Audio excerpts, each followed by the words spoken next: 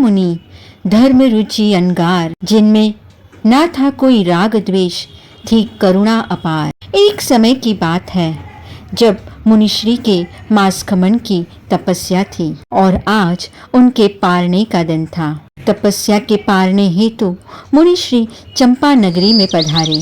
उसी चंपा नगरी गांव में एक परिवार था। वहां पर एक गृहिणी थी नागश्री। कहते थे कि वह बड़ा ही स्वादिष्ट भोजन बनाती थी और आज वह रसोई घर में भोजन ही बना रही थी और मन ही मन सोच रही थी कि अरे आज तो मैं तुम्बे की सब्जी बना रही हूँ। और दूसरे ही क्षण जैसे ही उसने सब्जी को चखा, हाय हाय ये क्या हो गया, तुम्बे की सब्जी तो कड़वी हो गई, कड़वी। और कड़वी क्या, ये तो जहर हो गई है। ओहो, अरे मुझे तो बहुत डांट पड़ेगी कि क्या मैंने अन्न की बर्बादी कर दी। अरे अब मैं क्या करूं। उसी समय मुनि धर्म रुचि जो चंपा नगरी में मासखमन के पारने हेतु पधारे थे, वह उस श्राविका के घर में गोचरी हेतु प्रवेश करते हैं। वंदे मुनिवरम, वंदे मुनिवरम, मथेन वंदामि। मुनिवर, आपके तपस्या के सुख साता है। क्या भावना भा रहे हो? तहत मथेन वंदामि। दूसरी ही क्षण नागश्री के मन में यह ख्याल आता है, क्यों ना ये तुम्बे की सब्जी मैं मुनिश्री को वहरा दूं, ताकि अन्न की भी बर्बादी ना हो और मैं डांट से भी बच जाऊं।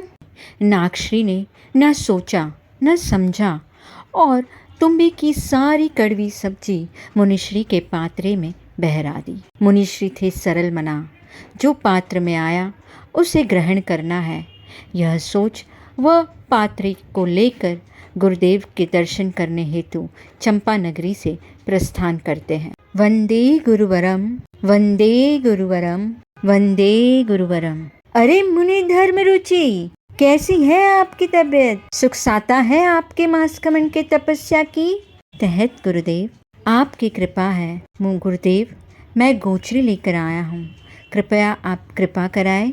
गुरुदेव ने गोचरी की ओर देखते ही मुनिश्री से कहा, मुनि धर्म रुचि, ये आहार खाने योग्य नहीं है। कड़वे तुम्बे की सब्जी, और वो भी आपके मासखमन की तपस्या के पारने में।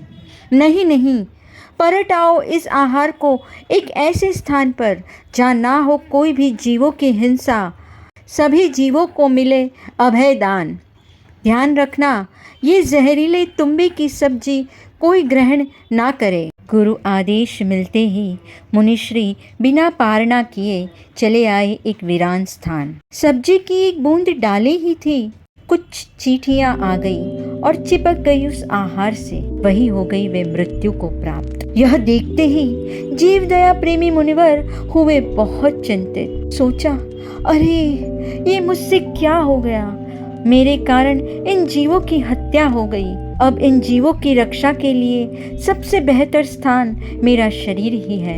यह सोचते ही उन्होंने कड़वे तुम्बे की सब्जी को ग्रहण कर लिया। शरीर क्षीण होने लगा, पर मुनिवर को नहीं था मृत्यु का भय। हर्ष था मन में अपार कि गुरु आदेश का किया पालन। शांतिपूर्ण सब जीवों से क्षमा याचना कर दिया देह को त्याग। पाया मोक्ष में आत्मा ने पुण्य स्थान, देकर सभी जीवों को अभयदान, देकर सभी जीवों को अभयदान। इनसे बड़ा जीव दया का उदाहरण क्या ही होगा। ये है हमारे जैन धर्म के इतिहास, ये है हमारी धरोहर। आज के इस भयानक काल में हर जन तक, हर मन तक ये बात पहुंचानी, जीवों के प्रति प्रेम भाव को उत्पन्न करना